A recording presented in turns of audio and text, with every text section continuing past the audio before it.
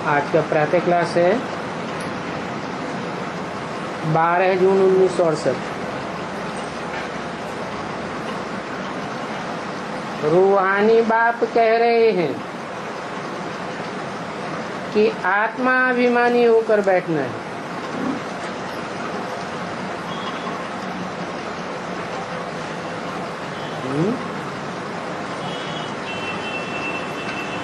ये बात अगर जिस्मानी बाप कहे कि आत्माभिमानी होकर बैठना है तो क्या अंतर पड़ेगा?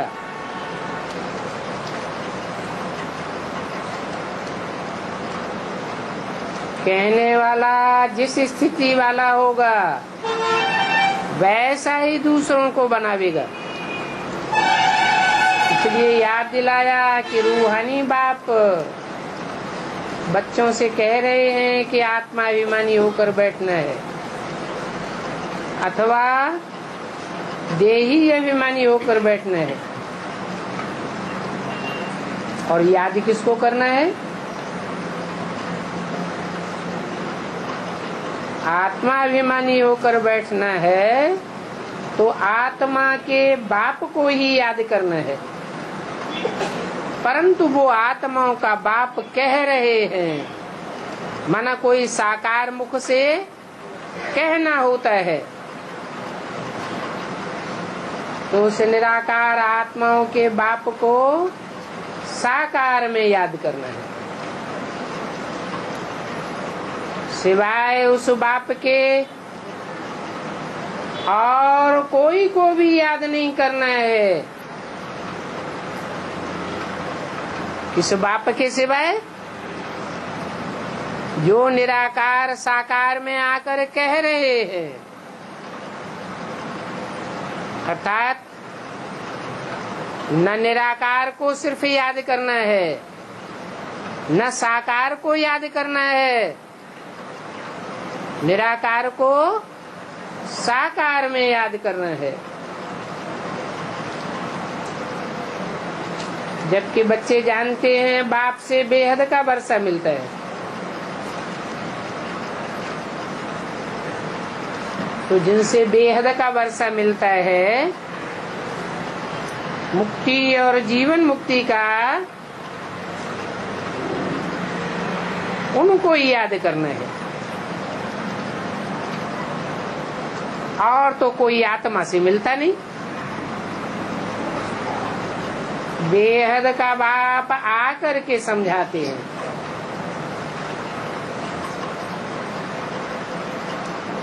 ऐसे नहीं ब्रह्मा के तन में आकर सुनाते हैं और चले जाते हैं और बच्चे अपने आप समझते रहते हैं। नहीं, सुनाई हुई बात को समझाने के लिए भी बाप को आना पड़ता है। समझाते हैं देही अभिमानी भव।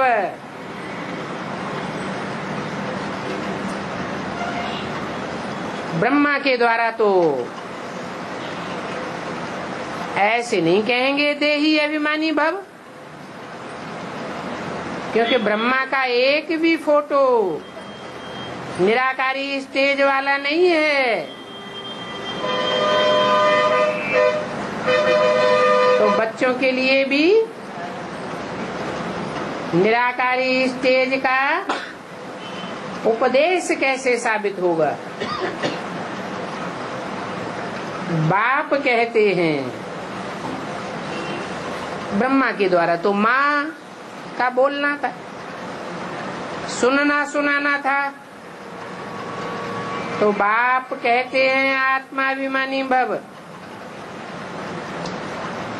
अभी देह अभिमानों को छोड़ते जाओ। आधा कल्प तुम देह अभिमानी होकर रहे हो, फिर आधा कल्प देही अभिमानी होकर रहना है।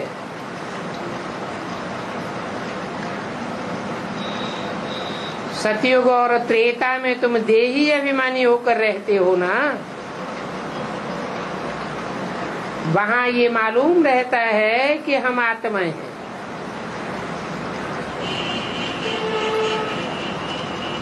द्वापर कलयुग में तो नहीं मालूम रहता क्या हम ज्योति बिंदु आत्मा है, न उस स्थिति में टिकते हैं।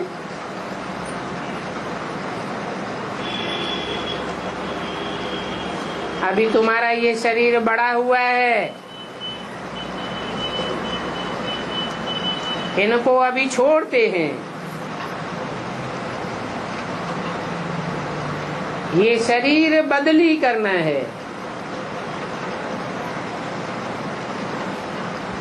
ये सर्प का मिसाल तुम्हारे लिए है।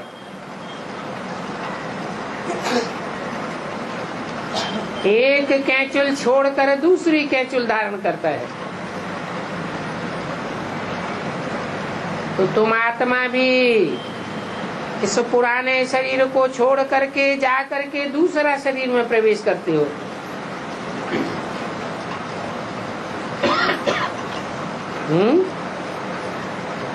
इस पुराने शरीर को छोड़कर फिर क्या करते हो? छोड़कर जाकर, कहाँ जाकर? इस पुराने शरीर को छोड़कर परम धाम में जाकर जाते हो कि नहीं? इस पुराने शरीर को छोड़कर जाकर अर्थात परम धाम में जाकर फिर दूसरे शरीर में प्रवेश करते हो। कौन से दूसरे शरीर में प्रवेश करते हो?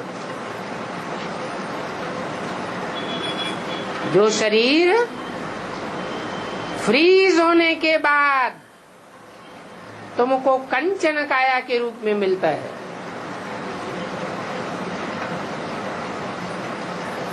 परंतु इसके लिए तुमको अभी आत्माभिमानी बनना है।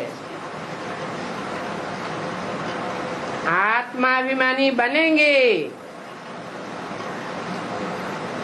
तो दूसरा सतो प्रधान शरीर मिलेगा।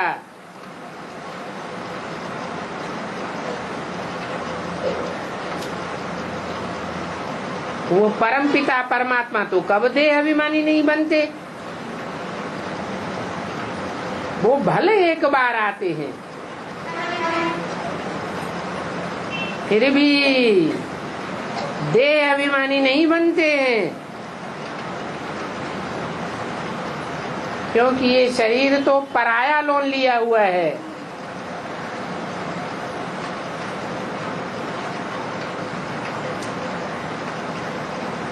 इस शरीर से उनकी लागत नहीं है।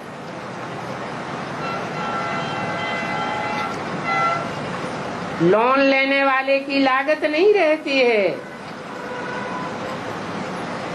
जानते हैं ये तो शरीर छोड़ना है। बाप समझाते हैं, मैं ही आकर के तुम बच्चों को पावन बनाता हूँ। दुनिया में और कोई आत्मा ऐसी नहीं है जो तुमको पावन बनावे। और ऐसे भी नहीं कि ब्रह्मा के तन में आकर ज्ञान सुनाकर चला जाऊं फिर तुम पावन बनते रहते हो। नहीं, मैं आता हूँ, शरीर में मुझे पावन बनाने के लिए आना पड़े। जैसे ज्ञान सुनाने के लिए आते हैं, वैसे ज्ञान समझाने और प्रैक्टिकल में परिवर्तन करने के लिए भी मुझे आना पड़ता है। पहले तुम सतो प्रधान थे, सो फिर तमो प्रधान बने। अभी फिर पावन बनने के लिए तुमको अपन के साथ योग लगाना सिखाता हूँ।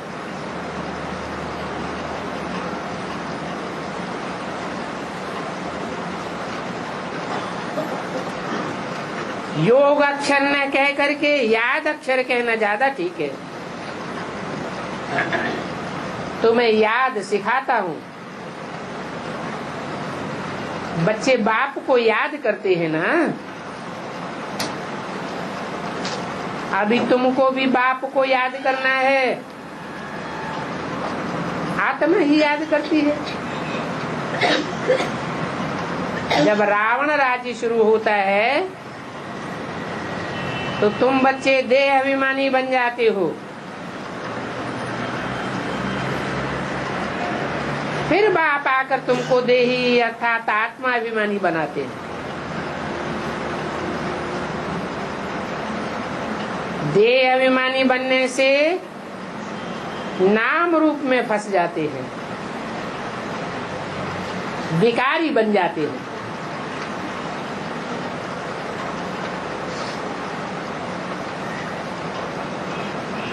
नहीं तो तुम सभी निर्विकारी थे। वहां तुम्हारी देह में लागत नहीं थी, सदैव आत्मा याद रहती थी।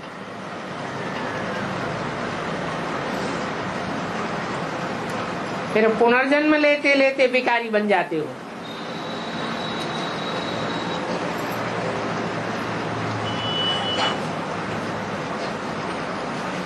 विकारी अर्थात विपरीत कार्य करने वाले, जो कार्य नहीं करना चाहिए हिंसा का, वो कार्य करने लग पड़ते हो। अभी तुम जानते हो ज्ञान किसको और भक्ति को किसको कहा जाता है। ये बात तो तुम्हें बाप ने समझाई है। भक्ति शुरू होती है द्वापर से।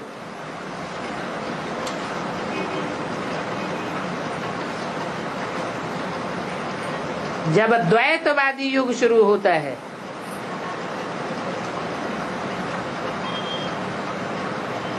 अद्वैत होते हैं देवताएं,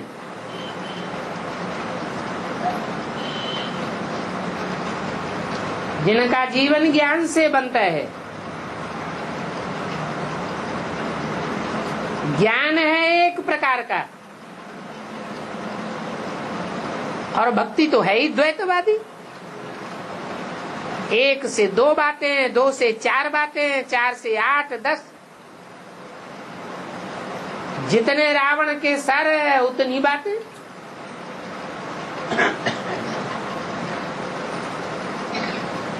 तो द्वापर से भक्ति शुरू होती है, जबकि 5 विकारों रूपी रावण की स्थापना होती है।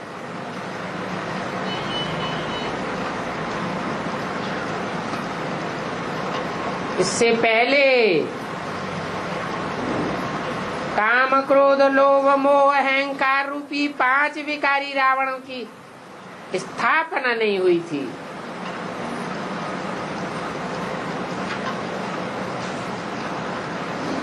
भारत में ही राम राज्य और रावण राज्य कहा जाता है,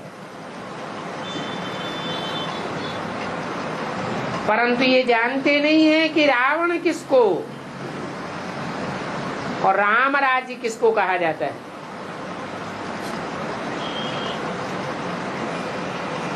राम है एक और रावण है अनेक। रावण के रूप है अनेक। एक के राज्य को राम राज्य और अनेकों के राज्य को रावण राज्य कहा जाता है।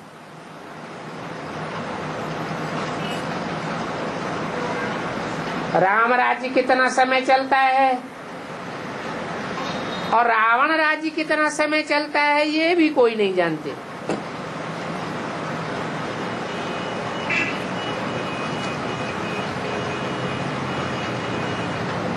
आधा समय राम राज्य, आधा समय रावण राज्य। परंतु इस समय भारतवासी हैं तमो प्रधान पत्थर बुद्धि।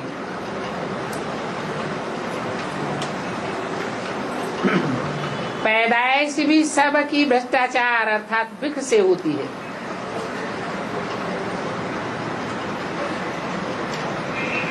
श्रेष्ठ आचरण से पैदाइश नहीं होती है। इसलिए इस दुनिया को विशियस वर्ल्ड कहा जाता है और नई दुनिया को वॉइसलेस वर्ल्ड कहा जाता है।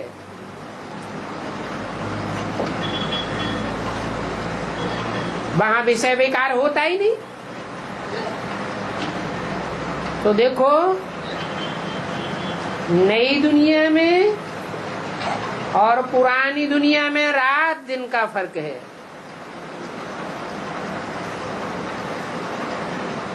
नई दुनिया में सिर्फ भारत ही था,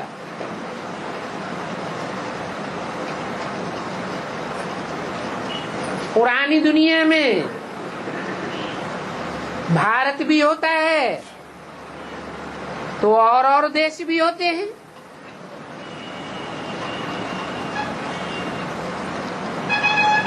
परंतु भारत जैसा पवित्र खंड कोई भी नहीं बन सकता। जो पवित्र था वो ही फिर अनेकों के संग के रंग में आकर के बिल्कुल अपवित्र बन जाता है। कौन सा देश? भारत देश।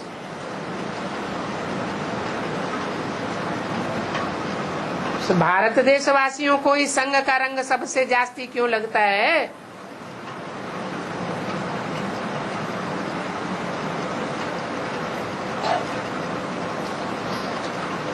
और देश वालों को संग का रंग इतना क्यों नहीं लगता?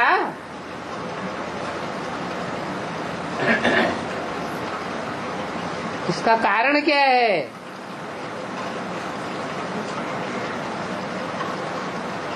हैं? भारत है ही मातृ देश। माताओं कन्याओं को ज्यादा संग का रंग लगता है या पुरुषों को जास्ती संग का रंग लगता है? माताओं को लगता है। और जो भी धर्म पिताएं हैं वो सब पुरुष प्रधान हैं।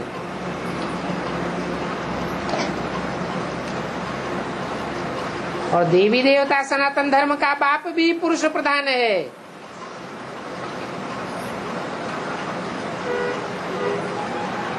पुरुष माने ही आत्मा। परंतु किस में प्रवेश करता है पहले पहले? माता है माता ने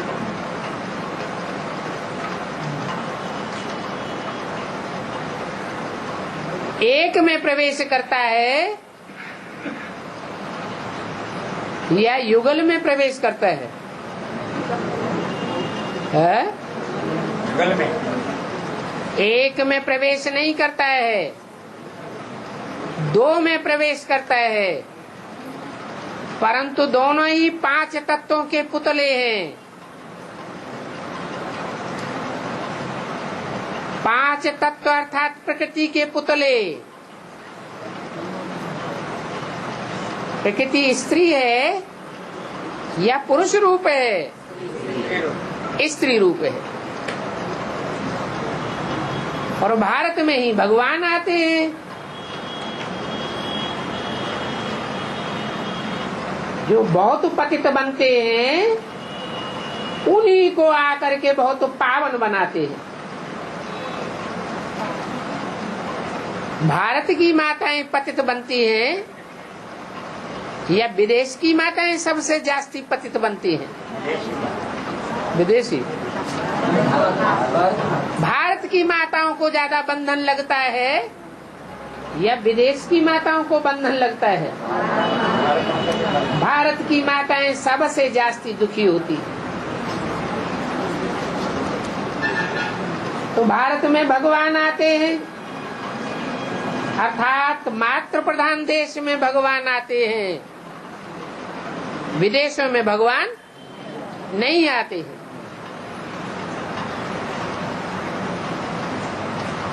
तुम जानते हो बरोबर देवी देवताएं पवित्र थे, फिर पुनर्जन्म लेते लेते अपवित्र बन गए।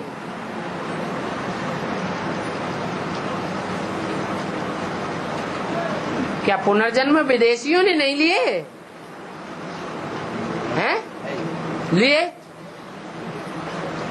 फिर देवताओं के लिए ही खास बात क्या हुई? जो अपवित्र बनते जाते हैं।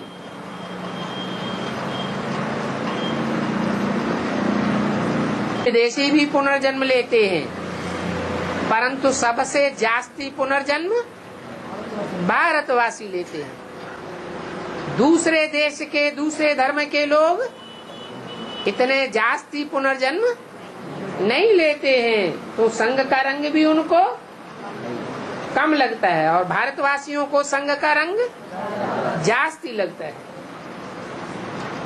सबसे जास्ती जन्म यहाँ भारत में ही लेते हैं। बाप समझाते हैं, मैं बहुत जन्मों के अंत के भी अंत के जन्म में आता हूँ। क्या बहुत जन्म? कितने? 84 जन्म। 84 जन्म का अंत क्या हुआ? 60 साल की वानप्रस्थी अवस्था, वो 84 जन्म का अंत हुआ, और वो वानप्रस्थ अवस्था में भी पूर्ति नहीं हो पाती है। जिस आज तन में प्रवेश करते हैं वो पहले ही छूट जाता है, तो आयु पूरी नहीं होती।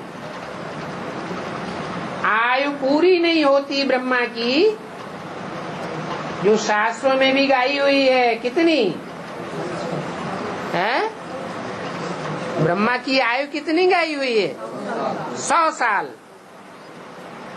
वो आयु पूरी नहीं होती है, तो पूरा करने के लिए बहुत जन्मों के, 84 जन्म के अंत के भी अंत में, जिसे एक्स्ट्रा ऑर्डिनरी जन्म कहें, उसमें प्रवेश करता हूँ, आता हूँ। ये पहला नंबर ही 84 जन्म पूरा करके वानप्रस्थ अवस्था में आता है।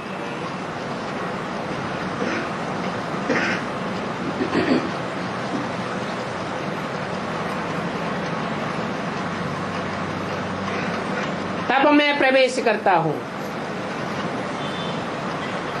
कौन है पहला नंबर? है प्रजापिता। पहला नंबर पूरा करके 84 जन्म कब पूरा होता है उसका? है 76 में 84 जन्म, 84वां जन्म 100 साल पूरा होता है।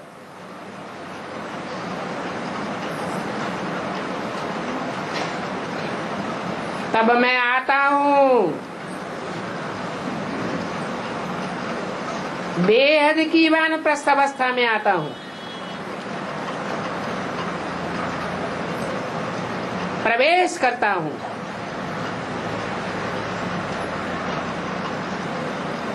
कहा भी जाता है त्रिमूर्ति ब्रह्मा विष्णु शंकर,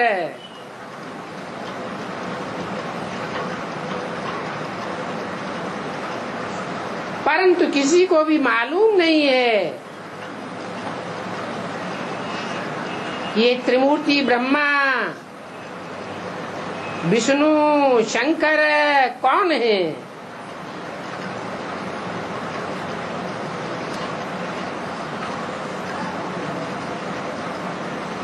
किसी की भी बायोग्राफी का किसी मनुष्य मात्र को पता नहीं है।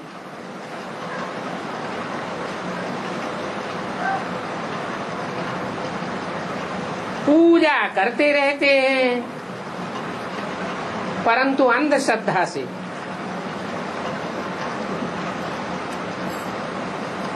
इसकी पूजा करते रहते हैं,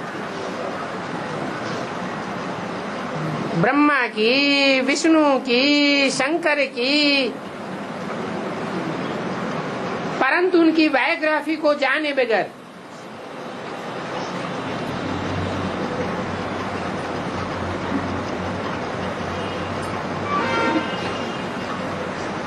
अंधश्रद्धा है ना। इसलिए बाप ने कहा है अंधे की औलाद अंधे।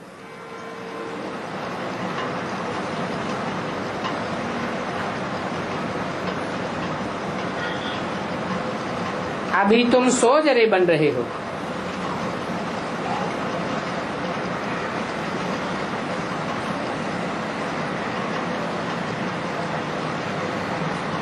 भक्ति को कहा जाता है ब्राह्मणों की रात।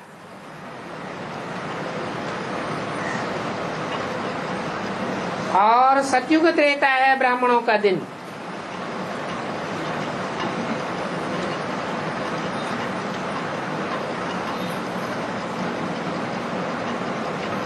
अभी तो प्रजापिता ब्रह्मा है, तो जरूर बच्चे भी होंगे।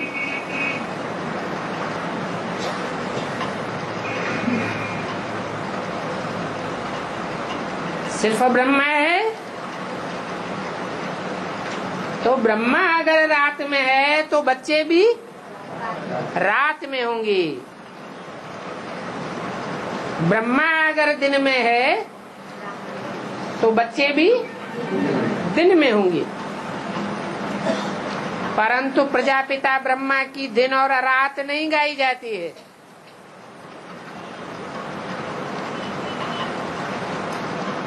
तो निश्चय बुद्धि होना चाहिए ना। किसके ऊपर? प्रजापिता के ऊपर। परंतु आज निश्चय करते हैं और कल माया हिलाए देती है। आज ज्ञान दिन में आते हैं और माया रात में उठा के फेंक देती है। ये भी समझाया है। ब्राह्मणों का कुल होता है क्या? कुल तो होता है, लेकिन राजाए की डायनेस्टी नहीं होती है। ब्राह्मण सेवादारी है या कोई के ऊपर शासन चलाने वाले राजा हैं?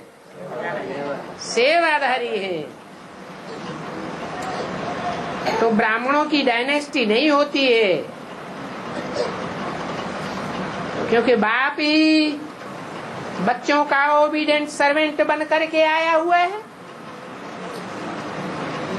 तो बच्चे भी कैसे होने चाहिए? विश्व के सेवादारी होने चाहिए। ब्राह्मण है चोटी। चोटी भी देखने में तो आती है ना।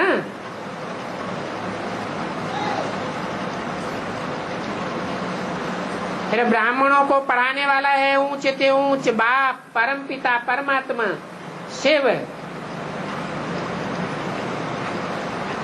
क्या कहा? पढ़ने वाले भी ऊंच और पढ़ाने वाला भी ऊंच। क्यों? पढ़ने वाले शूद्र नहीं होते हैं? शूद्र किससे पढ़ाई पढ़ते हैं? जो शूद्र से ब्राह्मण बनते हैं। ब्रह्मा द्वारा पढ़ाई पढ़ के शूद्र से ब्राह्मण बनते हैं। फिर जो ऊंचे ऊंच ब्राह्मण चोटी के बनते हैं, सब एक जैसे ब्राह्मण बनते हैं क्या? कि ब्राह्मणों की नौकरियां हैं एक से एक ऊंची। तो जो ऊंचे ते ऊंची कुरी के ब्राह्मण हैं, चोटी के ब्राह्मण, उनको पढ़ाने वाला कौन है? ऊंच ते ऊंच परम पिता परमात्मा शिव। और जो नंबरवार नीचे ब्राह्मण हैं नौकरियों के, उनको पढ़ाने वाले हैं दूसरे दूसरे धर्म पिताएं। क्या? वो पढ़ते हुए भी बाप से पूरी पढ़ाई नहीं पढ़ते, अनिश्चय बुद्धि में आ जाते हैं और दूसरे धर्मों में कन्वर्ट हो जाते हैं। रिजल्ट ये होता है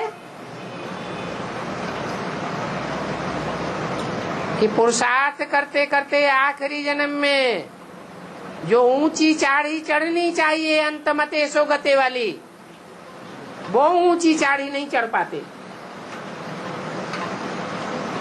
ऊंच ते ऊंच पढ़ाने वाले परमपिता परमात्मा का नाम तो एक ही है। क्या है उनका नाम?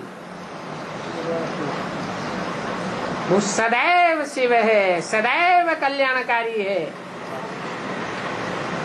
भले पतित तन में आता है, साधारण कर्म करने वाले साधारण तन में आता है, परंतु जो भी बोलता है, जो भी कर्म करता है, वो कैसा काम होता है? कल्याणकारी काम होता है। कल्याणकारी वाइब्रेशन फैलाने वाला संकल्प होता है। भक्ति मार्ग में तो उनके अथाह नाम लगाए दिए हैं। नाम उनका सिर्फ क्या है? नाम तो एक ही है। इस आधार पर क्या काम किया? कर्म इंद्रियों से भी जो काम किया वो कल्याणकारी काम किया। वाचा से भी जो बोला वो अकल्याणकारी नहीं हो सकता, कल्याणकारी होता है। और मन के वाइब्रेशन से भी जो वाइब्रेशन फैलाए वो भी अकल्याणकारी नहीं हो सकते, कल्याणकारी ही होते हैं। इसलिए उनका नाम एक ही है। क्या? सदाशिव। और नाम उनकी आत्मा का ही है। नहीं तो नाम शरीर पर पड़ते हैं या आत्मा पर पड़ते हैं? है? नाम आत्मा पर पड़ते हैं। सबके नाम शरीर के ऊपर पड़ते हैं, क्योंकि सब कुछ न कुछ देह भान में आकर के अकल्याणकारी कार्य कर बैठते हैं। इसलिए सबके नाम शरीर पर पड़ते हैं, देह के ऊपर नाम पड़ते हैं। और परमपिता परमात्मा शिव का नाम है सिर्फ आत्मा के ऊपर नाम पड़ता है। माने वो जो कोई भी काम करता है कर्मेंद्रियों से, वाचा बोलता है वाणी से, दृष्टि से देखता है आंखों से, वो सब कल्याणकारी होता है। अकल्याणकारी होता ही नहीं, क्योंकि आत्मा अभिमानी होकर के करता है। करण करावनहार है ना, तो करता भी है। उसका नाम है शिव, क्योंकि आत्मिक स्थिति में होकर करता है, बोलता है। और जो मनुष्य आत्माएं हैं वो सदैव आत्मिक स्थिति में होकर के न देखती है, न कर्मेंद्रियों से सदैव कर्म करती है, और न मनसा से वाइब्रेशन फैला पाती है। इसलिए उनके शरीर पर नाम पड़ते हैं। फिर भगवान के अनेकों नाम क्यों डाल दिए हैं? है?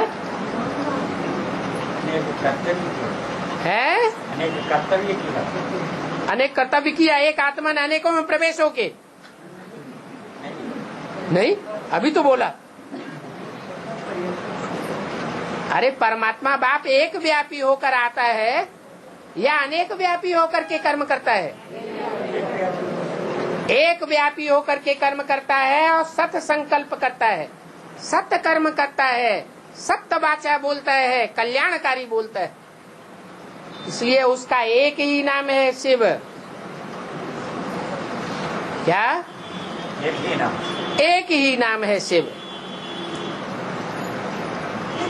और बच्चों में प्रवेश करके सेवा तो करते हैं या नहीं करते हैं? सेवा तो करते हैं। तो बच्चों ने अपन को भगवान समझ लिया, ये गलती हो गई। तो अनेकों भगवान हो गए, अनेकों भगवान के नाम हो गए। नहीं तो एक ही महामंत्र है।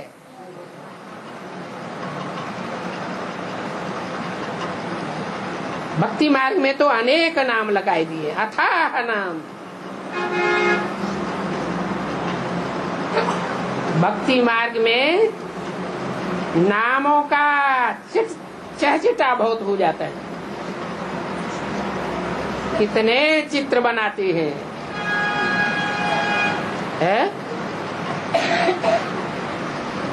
भगवान के कितने चित्र बनाते हैं। एक ही बनाते हैं या अनेक चित्र बनाए हैं? अनेक चित्र बनाए हैं। और वो अनेक चित्र सतो प्रधान स्टेज में बनाए हैं, या जब अवस्था भक्तों की गिरती गई, तमो प्रधान हो गए, तब अनेक चित्र बनाए हैं भगवान के। जब सतो प्रधान थे तो कौन सा चित्र बनाया था? लिंग कोई चित्र नहीं होता है। चित्र उसे कहा जाता है जिससे चरित्र साबित होते हो। तो सोमनाथ मंदिर बनाया था तो चित्र भी साथ साथ में बनाया था। कौन सा चित्र बनाया था?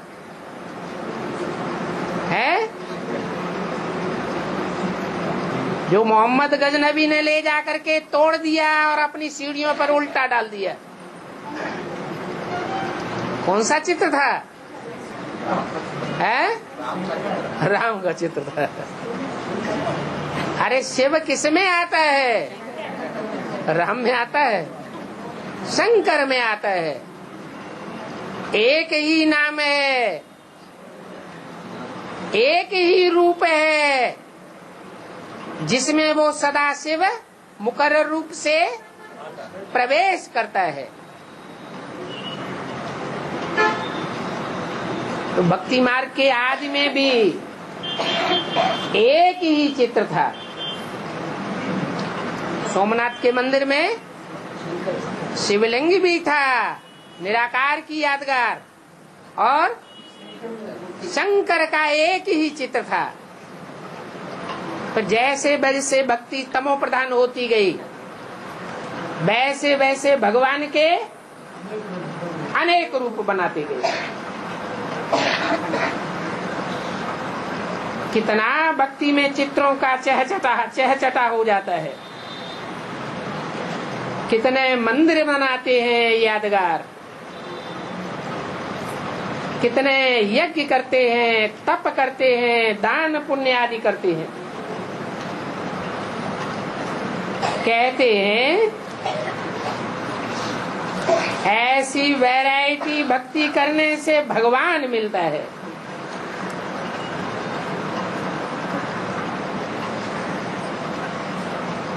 और किसको मिलता है?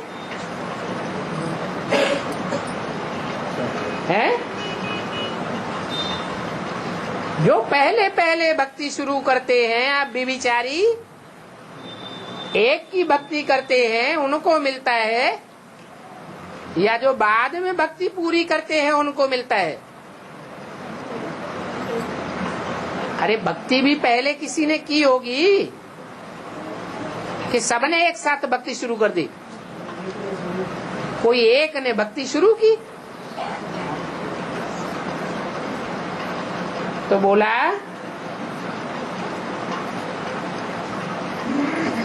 किसको मिलता है? जिसने पहले पहले अव्यभिचारी भक्ति शुरू की।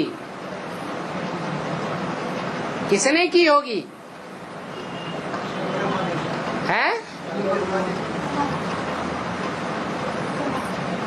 राजा विक्रमादित्य ने।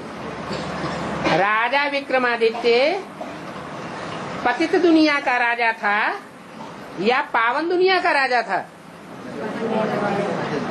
पतित दुनिया के राजाएं अपनी अकल से काम करते हैं या मत लेने के लिए ब्राह्मणों को तैनात करते हैं मंत्रियों के रूप में या गुरु के रूप में? मंत्री या गुरु बनाते हैं। तो जो शिवलिंग की पूजा राजा विक्रमादित्य ने शुरू की वो अपनी अकल से की या कोई ने बताया? जरूर कोई बताने वाला था।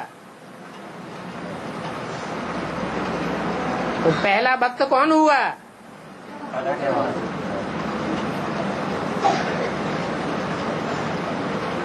जो पहले आते हैं वो ही पहले पहले भक्ति शुरू करते हैं।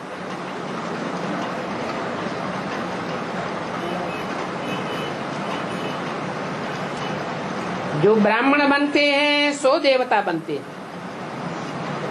तो पहला पहला ब्राह्मण कौन हुआ है?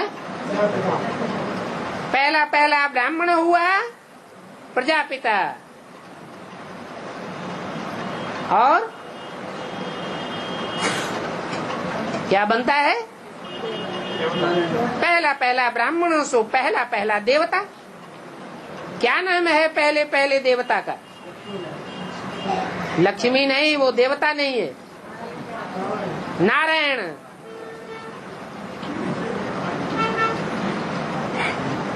जो पहला पहला देवता, पहला पहला ब्राह्मण, वो ही फिर पहले पहले भक्ति में आते हैं। ये हिसाब भी बाप ही बैठ समझाते हैं।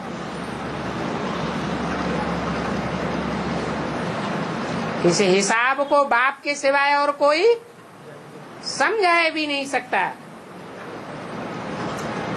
भारत बहुत पवित्र था।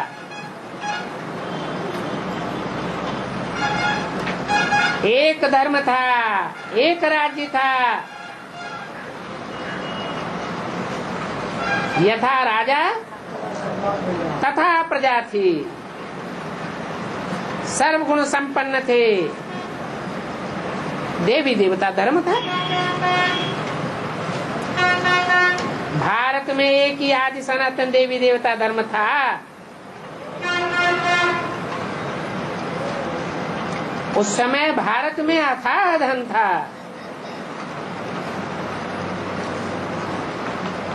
तो बाप याद दिलाते हैं, क्या याद आ जाना चाहिए?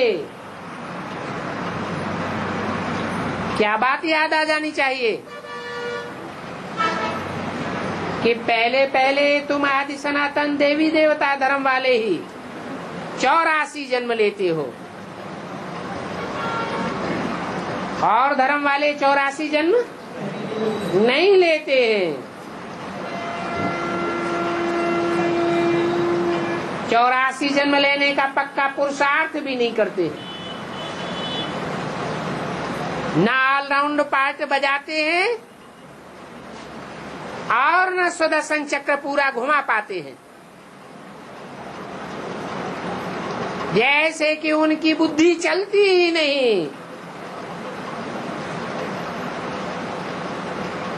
जो 84 जन्म लेने वाले होंगे उनकी तो पूरी चक्र में बुद्धि घूमेगी। 84 जन्म लेने वाले नहीं होंगे तो पूरे चक्र में उनकी बुद्धि भी नहीं घूमेगी। जैसे तथाकथित ब्राह्मण हैं, उनसे पूछो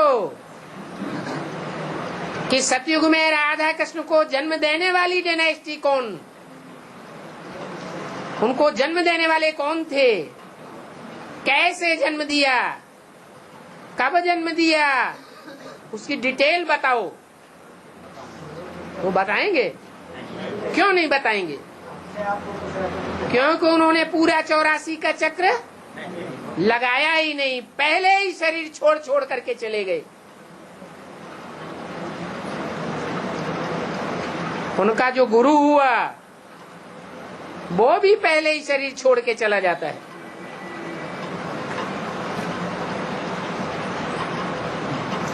और प्रजापिता ब्रह्मा कुमार आदि में शरीर छोड़ने वाले कहे जाते हैं, या अंत तक पूरा खेल देखने वाले प्रजापिता ब्रह्मा कुमार कहे जावेंगे।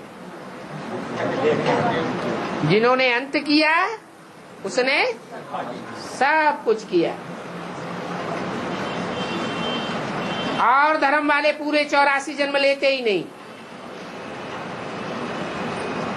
चाहे वो चंद्रवंश वाले हो,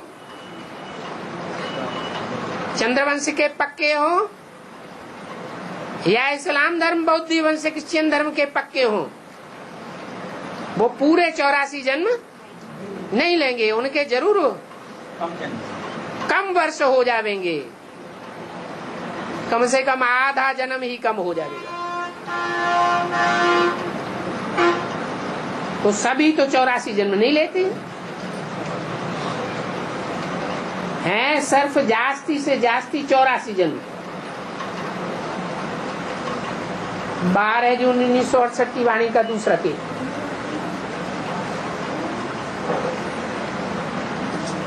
चौरासी जन्मों को उन भक्तों ने फिर 84 लाख जन्म कह दिए हैं।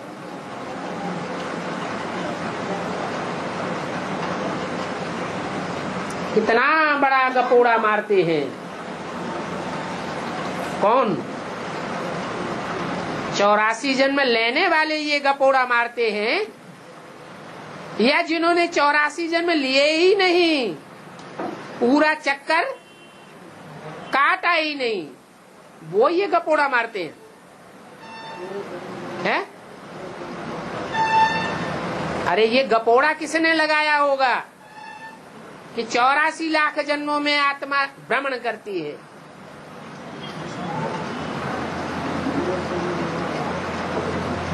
कल्प की आय हुई लाखों वर्ष कर दी है।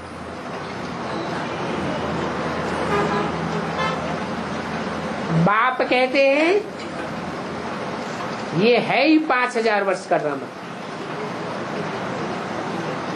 लाखों वर्ष का नहीं है।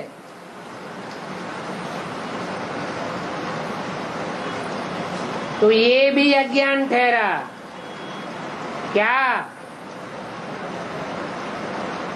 क्या ज्ञान ठहरा कि 5000 वर्ष के ड्रामा को लाखों वर्ष लगाए दिए। भक्ति मार्ग है ही अज्ञान मार्ग, अंधा मार्ग है। हर बात में श्रद्धा लगी पड़ी है।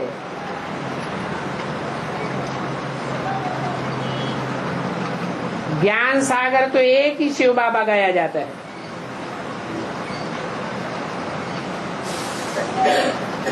बाकी तो सब हैं अंध, अंध महासागर के पोत्रे पोत्रियां। क्या है? अंध महासागर के आसपास कौन कौन से देश धर्म हैं? अरे अंध महासागर माने अटलांटिक महासागर है। अमेरिका, यूरोप, कौन से धर्म के लोग वहां रहते हैं? क्रिश्चियनिटी के लोग रहते हैं। और एक महाद्वीप रह गया है अफ्रीका।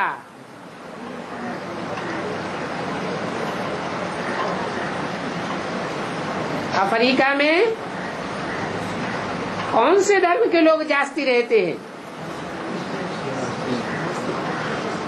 क्रिश्चियंस तो जास्ती बनाए हुए हैं या ओरिजिनल हैं? बनाए हुए। ओरिजिनल क्या है? अफ्रीका में जो ओरिजिनल रहने वाले हैं वो किस धर्म के जास्ती हैं? मिस्र वगैरह, हाँ, इस्लाम मुस्लिम धर्म के लोग जास्ती हैं। तो इस्लाम धर्म क्रिश्चियन धर्म, ये विदेशियों में मुख्य धर्म है, जिन्होंने आकर के ये अंधश्रद्धा अंधविश्वास फैलाया हुआ है। क्योंकि ये पूरे 84 जन्म लेते ही नहीं।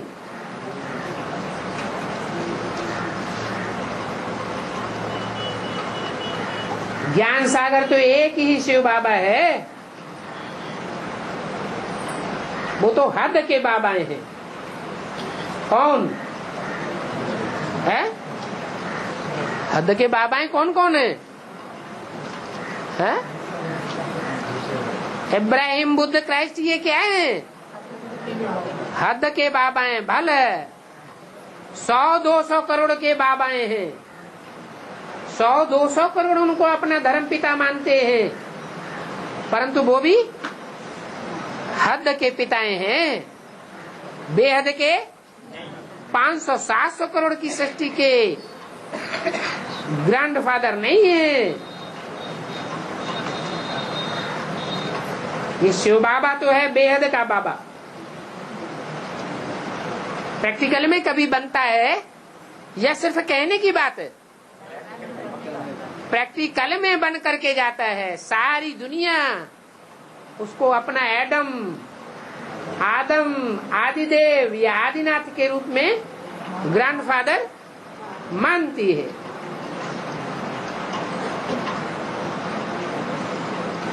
दुनिया में तो हद के बाबा होते हुए भी बेहद के बाबा को सब याद करते हैं, परंतु याद कब करते हैं? हद के बाबा को याद करते हैं। कब याद करते हैं?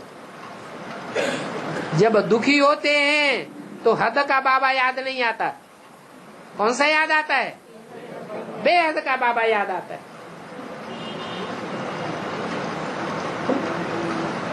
पुनर्जन्म लेते लेते दुनिया पुरानी तमो प्रधान हो जाती है, तब फिर बाप आते हैं। जब बाप आते हैं तो रिजल्ट क्या होता है?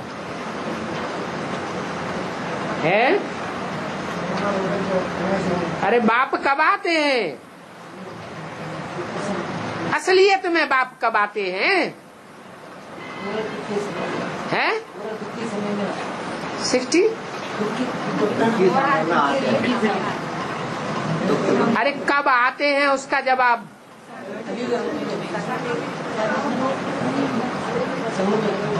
संगम युग में तो 100 साल का है, उसमें भी कब आते हैं? पुरुषोत्तम संगम कब होता है? 76 में आते हैं।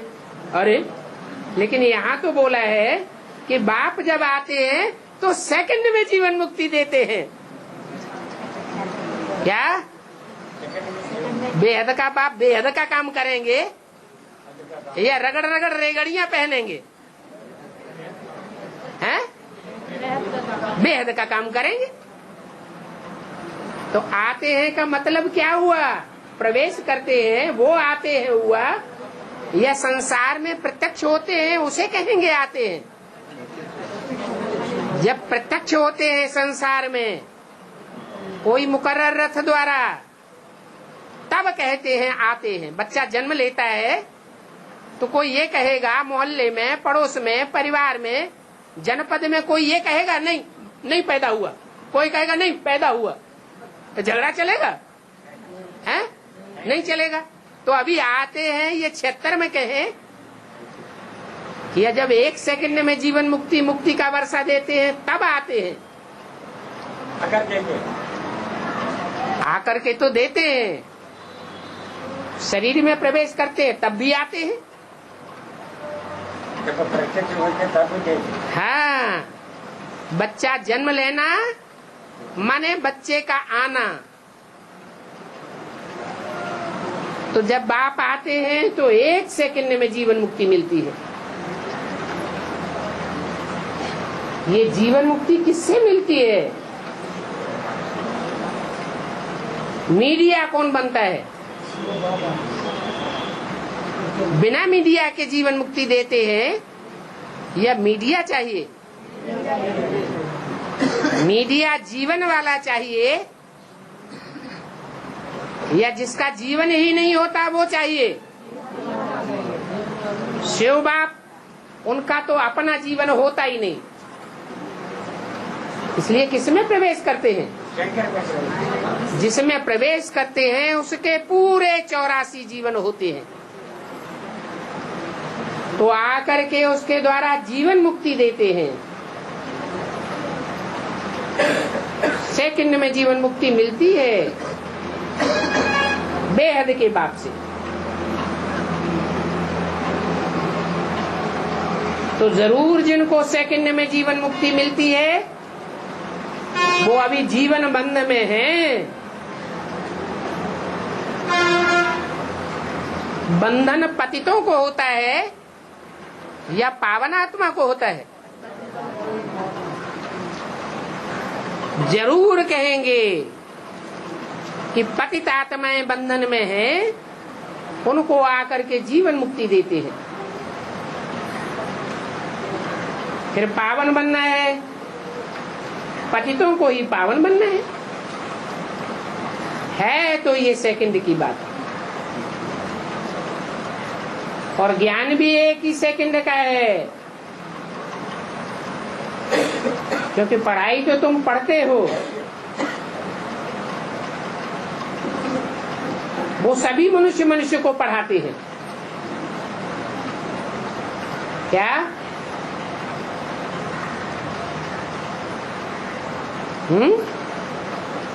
जो पढ़ाई पढ़ाने वाले हैं वो कौन है? मनुष्यों को मनुष्य पढ़ाते हैं। और यहाँ पढ़ाने वाला कौन है? भगवान है। सदाकाल बुद्धि में भगवान निश्चय बुद्धि है कि कभी भगवान कभी शैतान दिखाई पड़ता है? अरे याद नहीं करते भगवान क्या दोगे? भगवान बच्चों को बैठ ज्ञान देते हैं। दुनिया में तो मनुष्यों को पढ़ाते हैं। और भगवान के बच्चे कौन हैं? मनुष्य है।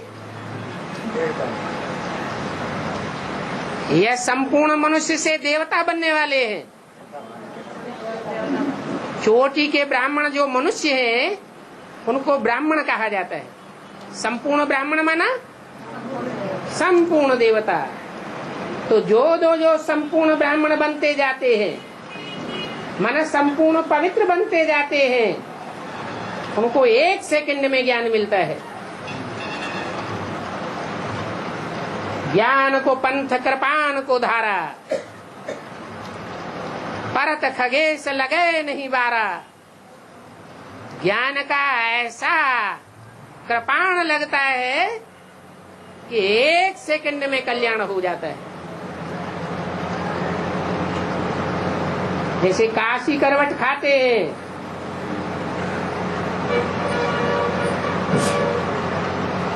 तो शरीर छोड़ने में कोई टाइम लगता है क्या? 1 सेकंड में शरीर धड़ अलग हो जाता है।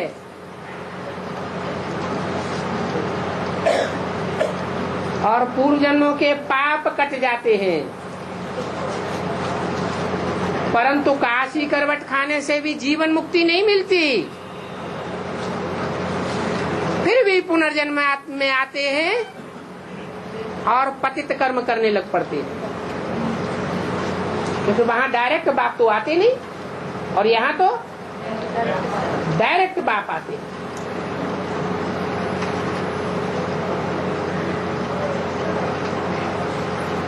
तो पढ़ती तो यहाँ आत्मा ही है ना,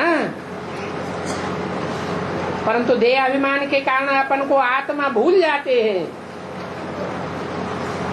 आत्मा भूले तो परमपिता परमात्मा भी भूल जाता है। अनिश्चय बुद्धि बन जाते हैं। निश्चय बुद्धि विजयते जीवन मुक्ति के ऊपर विजय प्राप्त हो जाती है, और अनिश्चय बुद्धि जीवन मुक्ति का विनाश हो जाता है। देह अभिमानी होते हैं तो फिर अंदर में अहंकार आता है, हम फलाना हूँ, फलाना मिनिस्टर हूँ, फलाना डॉक्टर हूँ, फलाना इंजीनियर हूँ। कितना देह मान आ जाता है। वास्तव में है तो आत्मा। आत्मा न मिनिस्टर न कलेक्टर, आत्मा तो आत्मा। जैसे 500 करोड़ आत्मा, परंतु वो तो कम जन्म लेने वाली आत्मा, अधूरा पार्ट बजाने वाली आत्मा, और हम तो संपूर्ण 84 के चक्र लगाने वाली आत्मा।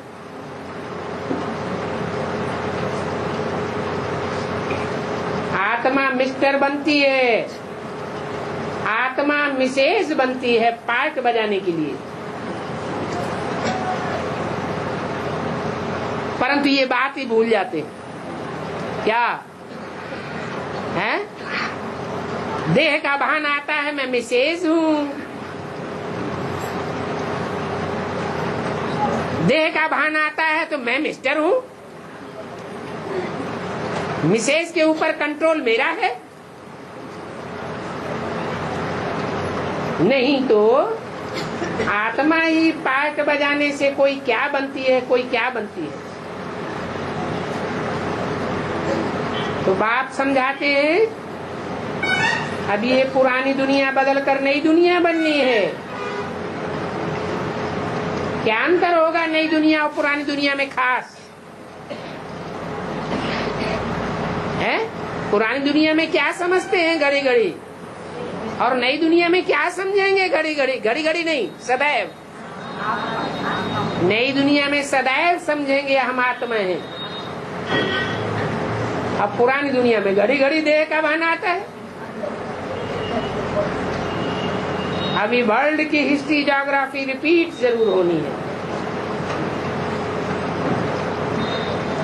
नई दुनिया है सतो प्रधान, पुरानी दुनिया है तमो प्रधान। घर भी पहले नया होता है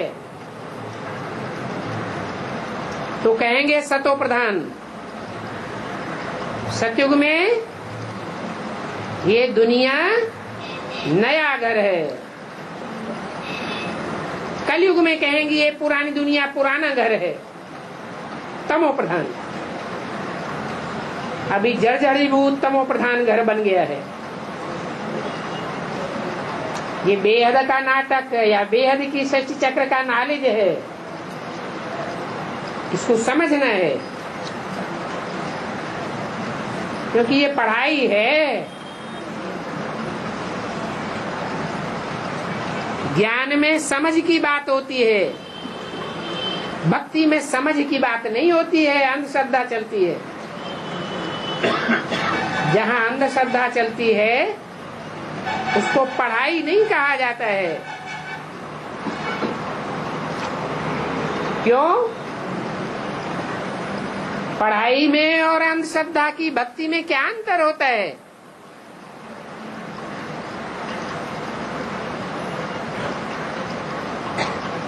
पढ़ाई में एम ऑब्जेक्ट होती है, जीवन का लक्ष्य होता है,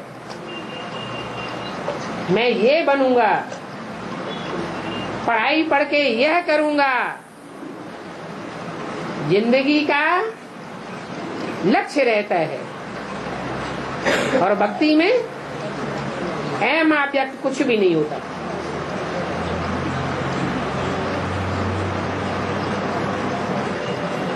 जन्म जन्मांतर भक्ति करते रहो, जन्म जन्मांतर वेद शास्त्र आदि पढ़ते रहो, परंतु दुनिया तो बदलती ही नहीं।